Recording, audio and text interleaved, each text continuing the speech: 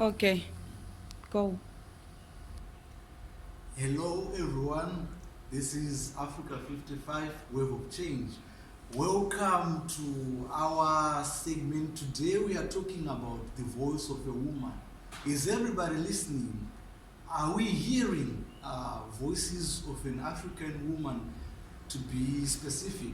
So here on the panel I have Eze Mudarikwa and I have Lindy. I shall allow them to introduce themselves first. So I will start with Eze. Hello viewers, hello everyone. I hope you are listening to us today. Today we are discussing about the voice of a woman, the voice of an African woman. My name is Hazel. Thank you. Thank you. Hi viewers, hi everyone. My name is Lindy Lokisana. I am the director of Africa 55. Today we are talking about a voice of a woman. We are actually honoring a voice of a woman in this Women's Month in South Africa. So welcome and enjoy the talk. Okay, so my first question is directed to Lindy, but I will just allow her to introduce us into the Africa 55 ship. What is Africa 55? How did you start the journey? What is Africa 55? Can you take us there? Okay, thank you, Tinashe.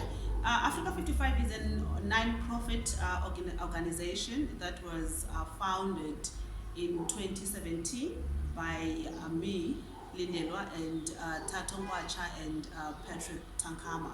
Africa 55 is an organization that is open for freedom of expression. It is open for any projects that create change in the community, equality.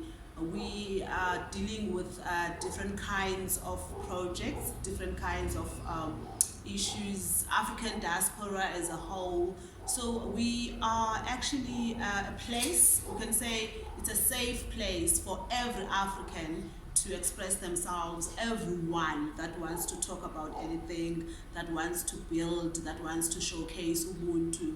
So Africa 55 is actually a big umbrella for all countries in Africa. So hence we're saying Africa 55. Last time we checked it was 54 countries, but we put 55 we're creating space for any extra country that wants to join. But yeah, we are basically welcoming everyone. Okay, any extra country that want to join? Yeah. Sounds interesting. Maybe Yes. I'll be the one to discover that 50. Okay, now you have came up with great initiatives. Like I remember it was in 2019 you did the Mosadi story of a woman. You exhibited it at the Cape Town Library.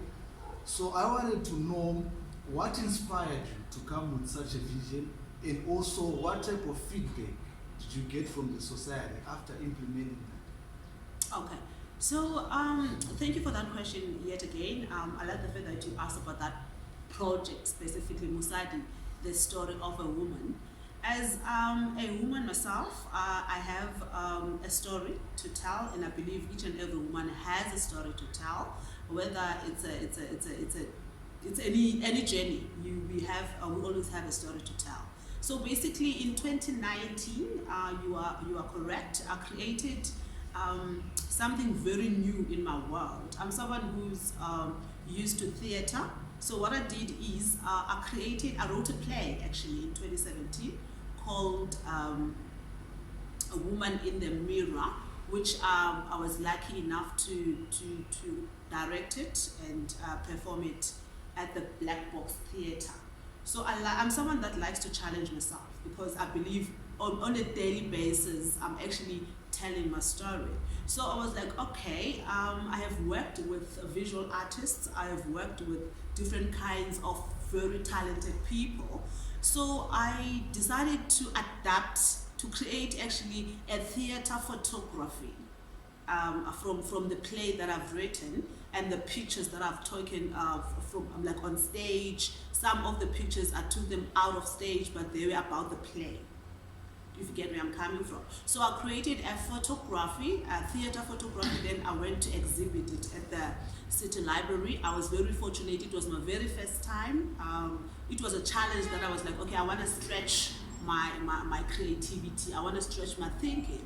So I displayed that at the City Library. It was a beautiful experience, I don't want to lie.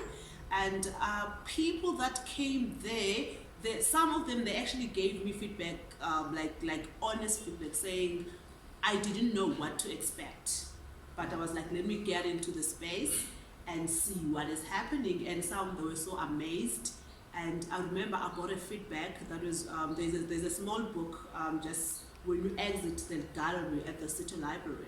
So there's a guy that said, thank you for this experience. I'm going to bring my young girl here. I'm a man feminist. So me getting here, it actually kind of motivated me to become more of a feminist as a man. Wow. Because what I did is I incorporated the pictures from the play, and I took pictures of women that we actually get experience and wisdom from. I used the likes of Lillian Ngoyi, like pictures, the likes of Angela from, I think it's Angela Davis from America. So I used different kinds of women, and then I displayed in the gallery. And yeah, it was a fine experience. Wow, awesome. You were speaking about women that I didn't know, like on that Mosadi project. Then you came up with Being Here. Now I was familiar with the project because I was part of it, where we had Sonsbini. We also have Michelle Obama, inspiring people in a different way. Okay, we should also talk about that later. But for now, let me talk to Yezo Mdarikwa. Yezo Mdarikwa, you are studying with UNISA. You are doing your master's with UNISA. I wanted to know the first undergraduate degree that you did with UNISA, in the current studies that you're doing with UNISA. What are you studying, and what is inspiring you to follow that path? Okay, Tinashe, thank you very much for that question, Tinashe. At UNISA, I studied gender studies, my first undergraduate degree, and right now I'm currently studying development studies. What moved me into studying gender is because I am a woman, and I'm seeing women around who are like facing difficulties, who are like being discriminated, violated their rights, and a lot of things are happening to women like in this world, even if like mostly in Africa. So I would like to understand much about women, much about gender, much about the differences between men and women, and how best can I help the community, how best can I help the woman. So when I studied gender, I learned a lot of stuff, because I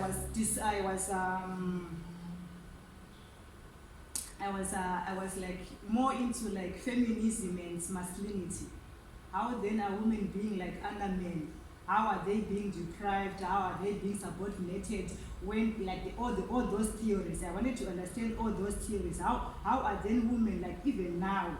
I don't know, like as of South Africa, I think we have almost about 2.5 decades after independence, but still our community is still languished with poor people, poor women. Women are still being violated. Their rights are being ignored. That was my main study area. Okay, this is interesting. You are talking about women being deprived some of the opportunities, etc., etc. Now, since you are a person who is ambitious, who is pursuing his studies, I just want to ask, I was watching a video by Chimamanda Ngozi Adichie. She's a feminist, she's Nigerian, and she's a poetess.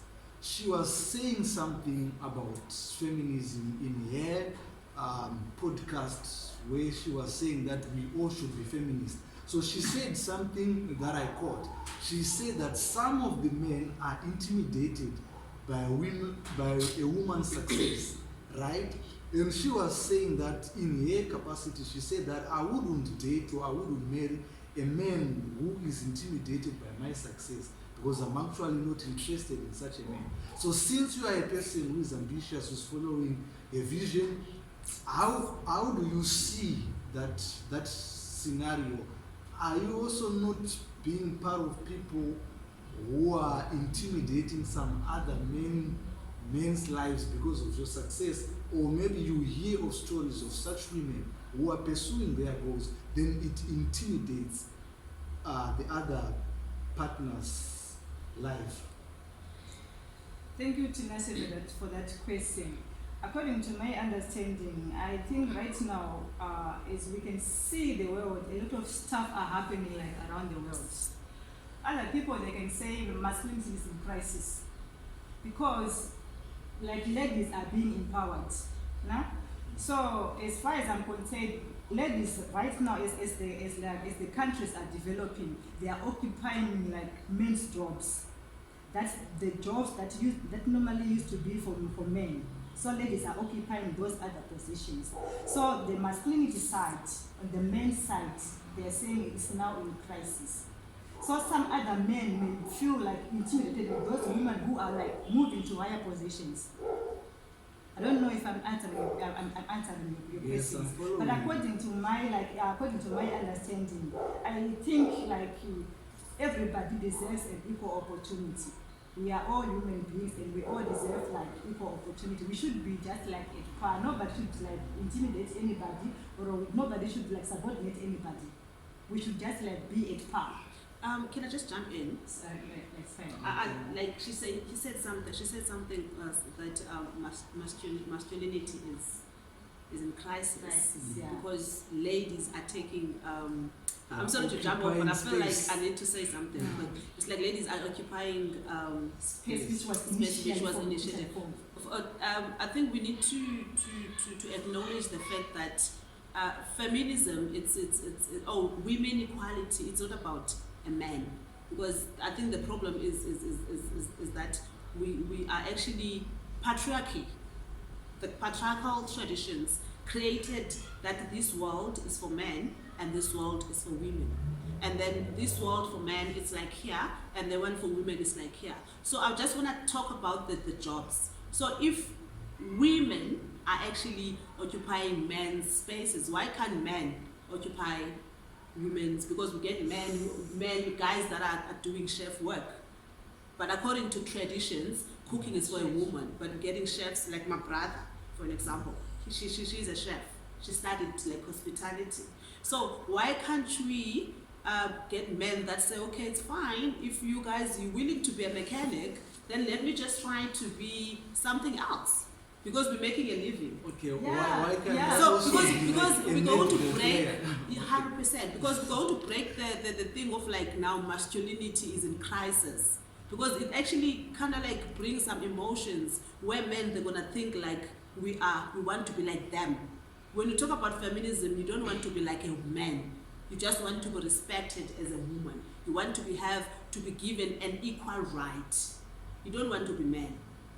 Yeah, I understand what you're saying again. Thank you very much for the intervention. I understand what you are saying, and I understand where you're coming from and where you're going. Like, women, we need to be at par with men.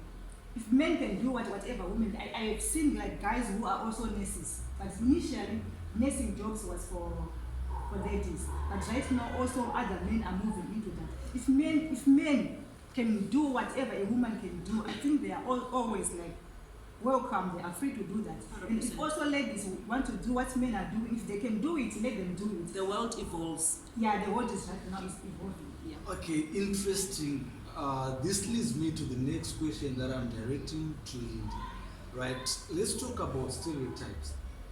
I was speaking to someone lately, it was last night, where they were telling me that there was a certain position that they were aiming for, but they couldn't get that position because they were judged according to their appearance. Let's say, for instance, you want to be a prefect at high school, then they will just look at your height and they say, you cannot be a prefect because you are short.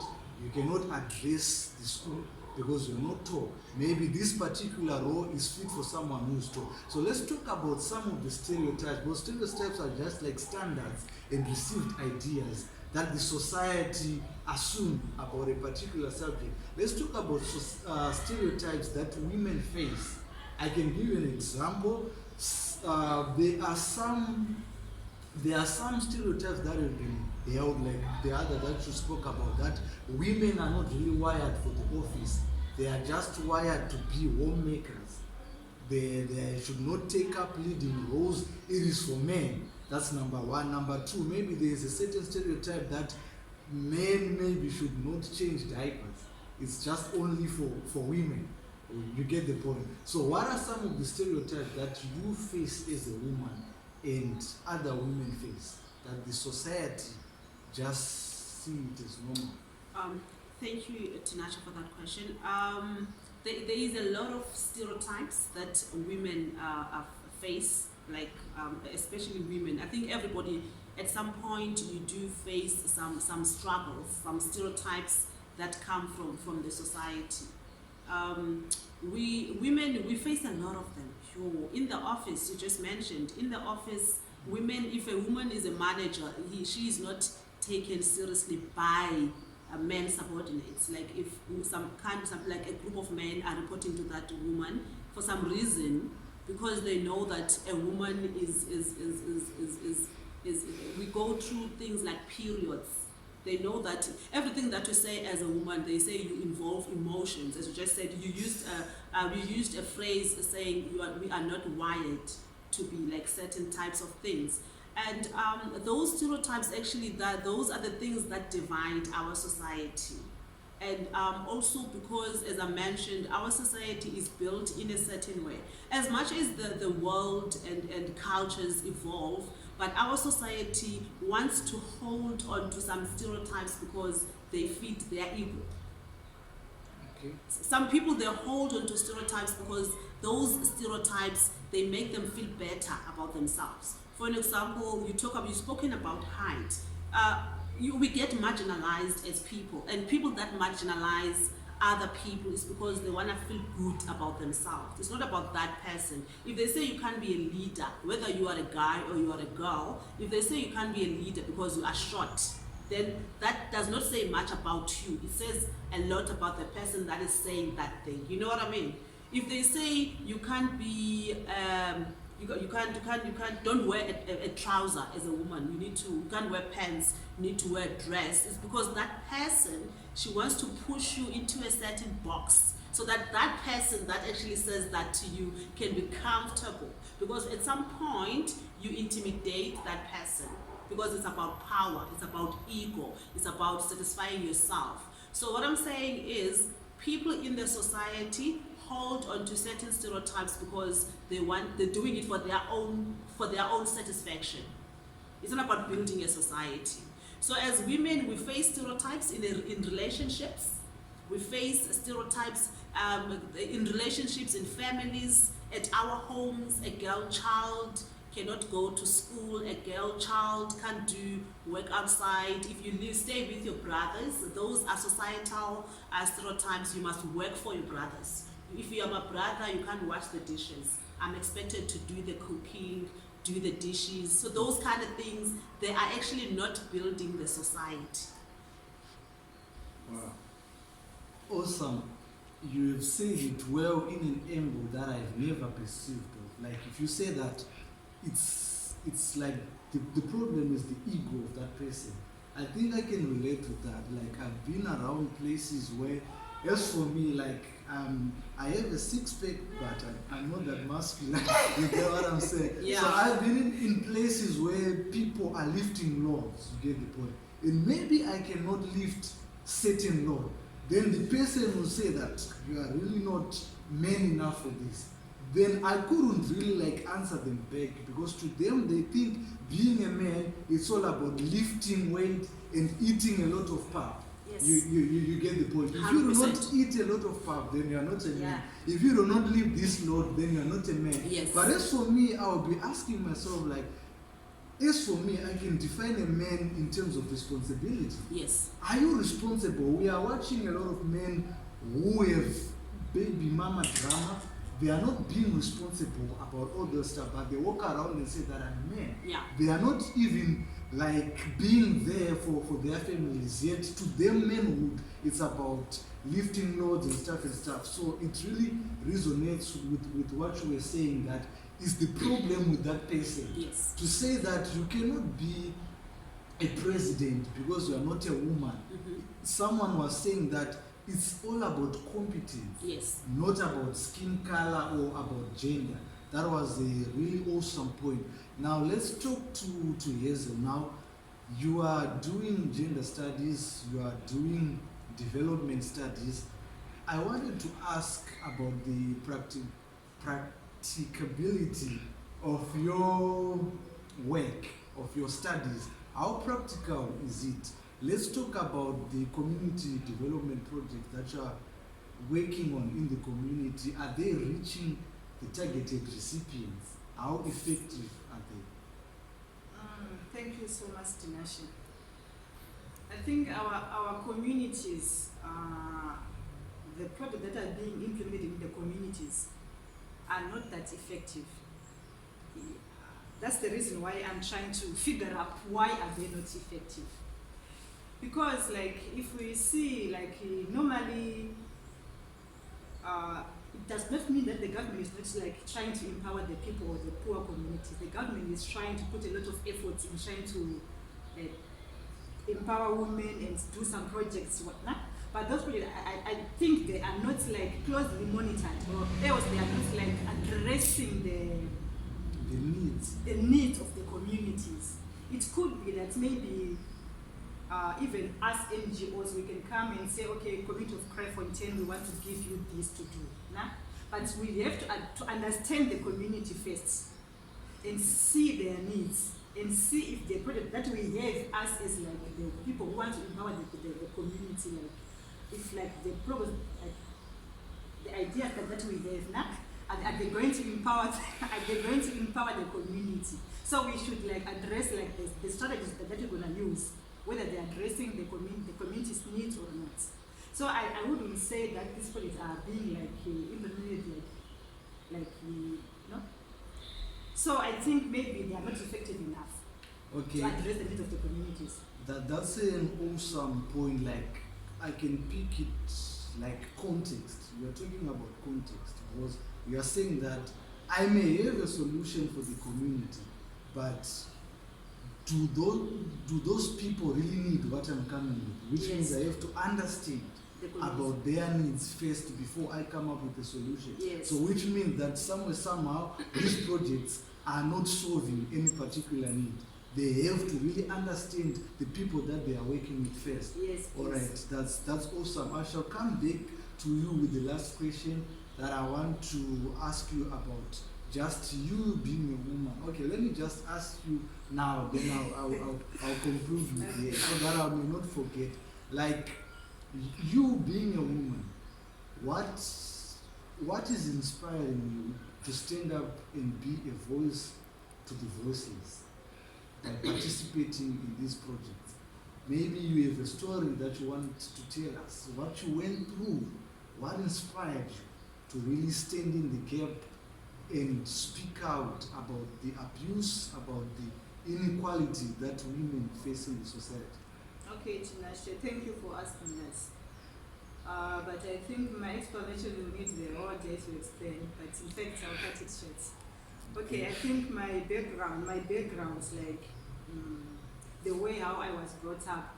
It's like tells a whole story. You know, I was born in a family of 4 girls. So back then, you know, like a parent with only girls does not have a weight. You know, like in particular, that according to our culture, like the African culture, we normally favor boys than girls. So I was brought up in such a family where I was facing a lot of stereotypes, a lot of like, you know, marginalization as a lady, like, you know, nothing good will come up from this lady, nothing good will come up from this family because we're all ladies. So that thing like inspired me into like trying to empower other women because I have to stand up and stand the ground and be a person that I want to be in my life.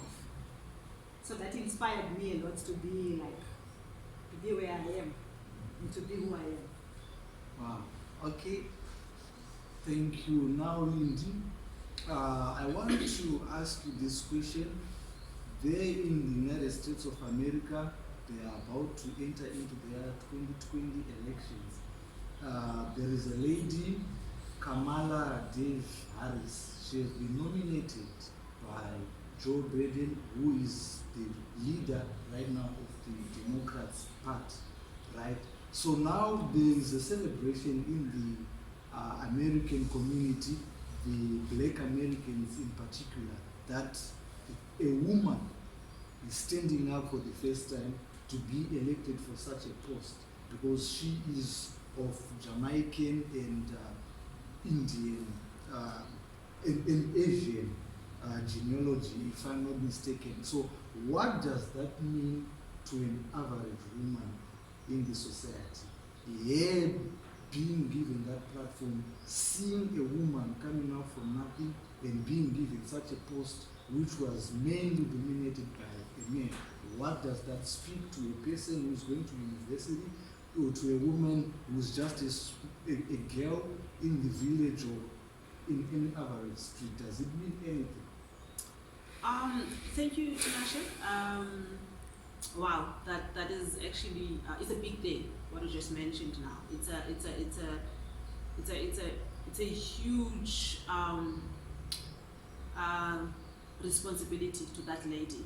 But coming back to the question, what does it bring to an ordinary person in the village, in the township? It brings hope. I can actually make an example with Zosibini Toons last year.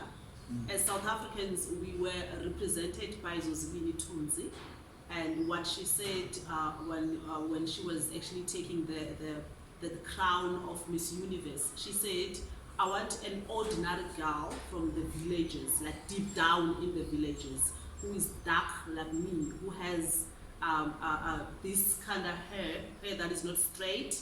Know that I have someone that I can relate with, that is there. That means if that child is actually struggling to get something to eat, but she aspires to be something big, she can have that hope that one day I can be that person.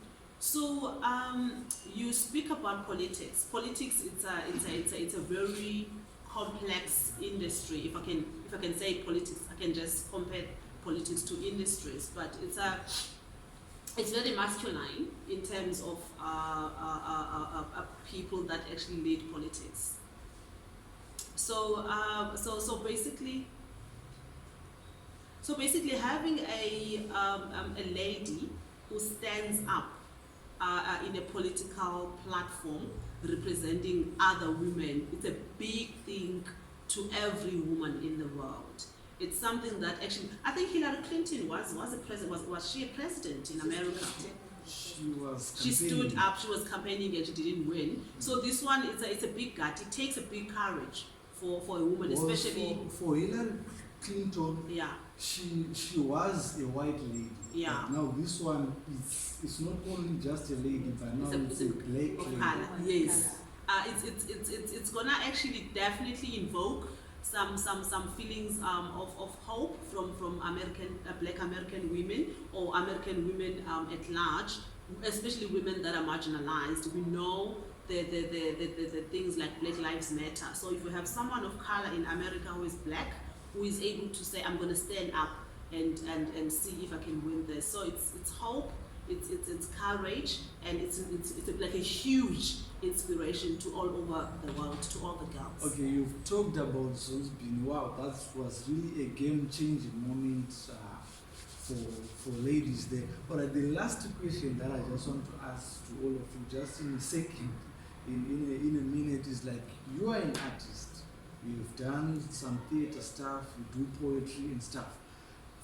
For people to really grasp this message that we are trying to relay, obviously we need to use media, right? So how can you make this content available to the average person in a way that it's packaged in a way that is not boring? Because maybe if you can just go out with lectures and conferences about this, some people, especially my age, may not really be into it. The TikTok generation, you get the point. So as a media person, as an artist, what type of way do you think you can make this message available to the society in such a way that it's not boring? It's funny that you asked that question though, because I wrote a poem and I prepared to create a dramatic piece. It's like our spirits were in sync or something. I don't know. For me, the only way to make it a bit appealing to the younger audiences and whatnot is to bring a bit of fun into it and try, because I wanted to create a piece, which I think we're still going to do, but not today, obviously, where it's going to be about a voice of a woman, but it's going to be like a theater piece where there will be drama, there will be some vibe of some sort. Because conferences and we're doing magazine now, we're doing talk shows, those are for a certain type of an audience, but we need to accommodate every kind of audience. So for me, I would say try to not do TikTok. TikTok is, okay, fine, let me just talk about TikTok. So I'm just trying to make it more live, more vibey, and more fun. Okay, here's your input on that one. Follow us on Insta, Facebook, YouTube, we are there. Okay. Yes, so please do follow us on all of our social platforms. Yes. Okay, so And like our, using don't forget to like social our page media and subscribe on our, applications. yeah. Yeah, Africa 55 is on Instagram, Facebook, Lindelo, I'm on Insta, Lindelo the artist, I'm on Instagram, I'm on Twitter, like you can just get us. Okay, so Ezumdarikwa, Lindy, thank you so much. It has been a pleasure. Thank you so much for the moment, and everyone who was watching, thank you so much for this moment. We wish to get your feedback. Remember, in this pandemic, just keep safe. Just keep safe. Sanitize your hand, use your face mask, and just be safe. I know we are going to come up with this better and bigger. Thank you so much. Thank you so much. Stay safe. Thank you. Be safe, guys.